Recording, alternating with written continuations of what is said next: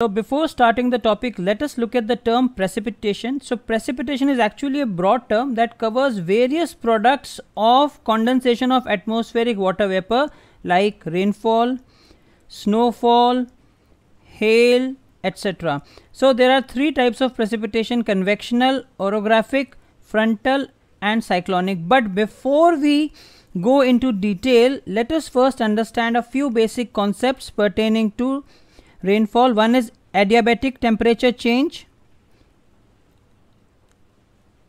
Second is latent heat of condensation. Third is relative humidity.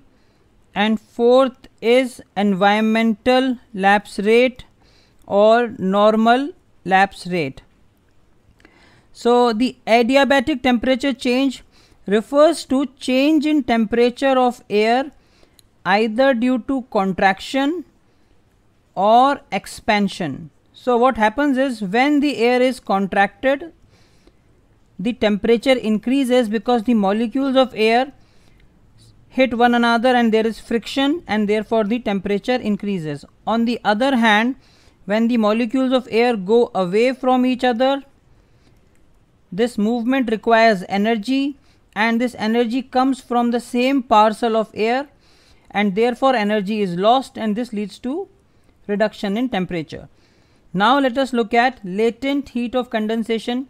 See, what happens is, when there is water in liquid form, when it evaporates, it requires some additional energy for phase change from liquid to vapor, and this extra energy is stored in the vapor form.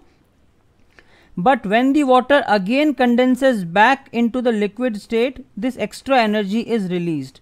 So this is called the latent heat of condensation. Latent word actually means hidden. So this is very important when we talk about rainfall, because when a mass of air is heated up as it rises, and at a certain height when condensation takes place, some extra energy is released, and this is due to the hidden energy which was already present. So this leads to again increase in temperature and again rising up of air. So remember, whenever the temperature increases, the density decreases because the molecules move away from one another, and therefore it becomes lighter. So now let us look at relative humidity. So relative humidity has the formula absolute humidity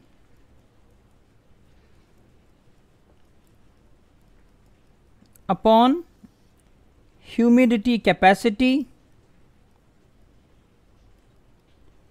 into 100, and this absolute humidity means the total weight of moisture in the air. So this will not change unless some extra moisture is supplied to it, even if the temperature changes. So let us understand it through an example. For example, if there is a certain parcel of air that has 25 grams of absolute humidity, and the humidity capacity is 35 grams. So this humidity capacity is variable, it depends on temperature. When the temperature increases, the humidity capacity also increases, but when the temperature decreases, the humidity capacity also decreases. So it's directly proportional to temperature. So for example, if at a certain temperature the humidity capacity is 35, so now if we reduce the temperature by some degrees, it will, let us say, becomes 30. And if we further reduce the temperature, let us say we reduce it even more, and then the humidity capacity will also reduce.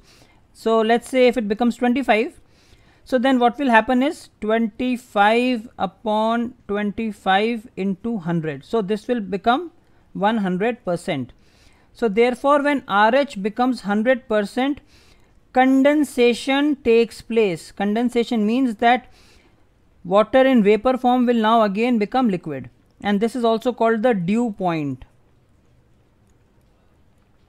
So now let us also look at the environmental lapse rate or normal lapse rate. See, it has a variable value, but its average value is 6.5 degrees centigrade per 1 kilometer. So this means that as we go up, the temperature will reduce at the rate of 6.5 degrees centigrade per 1 kilometer. So now let us look at convectional rainfall. See, the term convection has come from the word convection. So convection means that it is basically a process of heat transfer by movement of fluids. So let us understand it through an example. For example, if there is any certain fluid can include liquids as well as gases.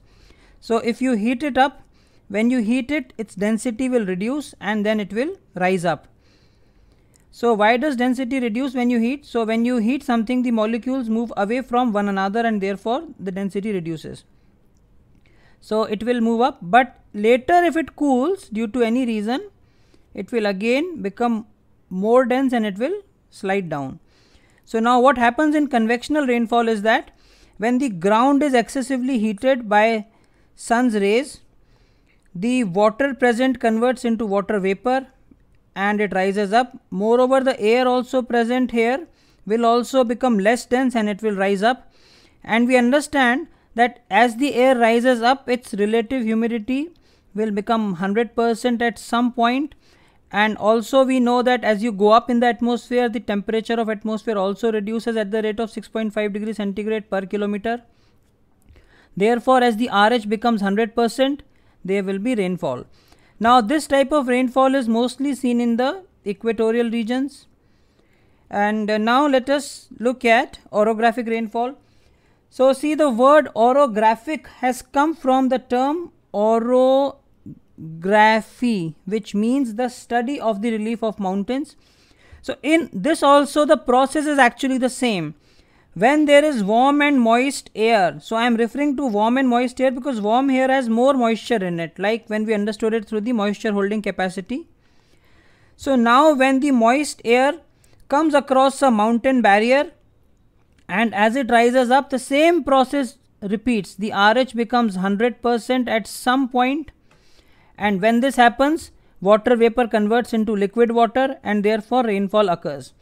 So this side from where the wind is coming is called the windward side, and this is the side that experiences maximum rainfall. For example, if we look at the Western Ghats, so this part of Western Ghat can be called the windward side.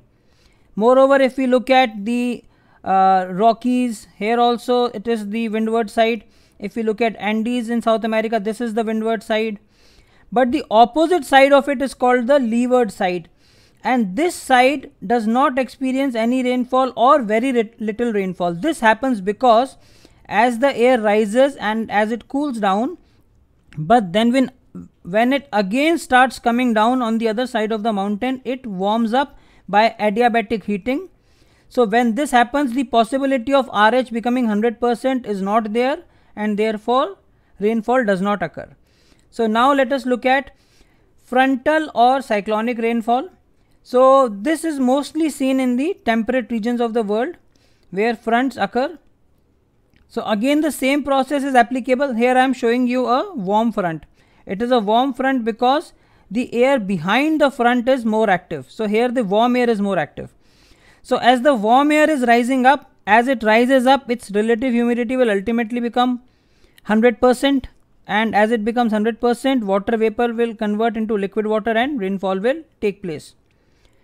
So if you like this video, please consider subscribing, and thank you for watching my channel.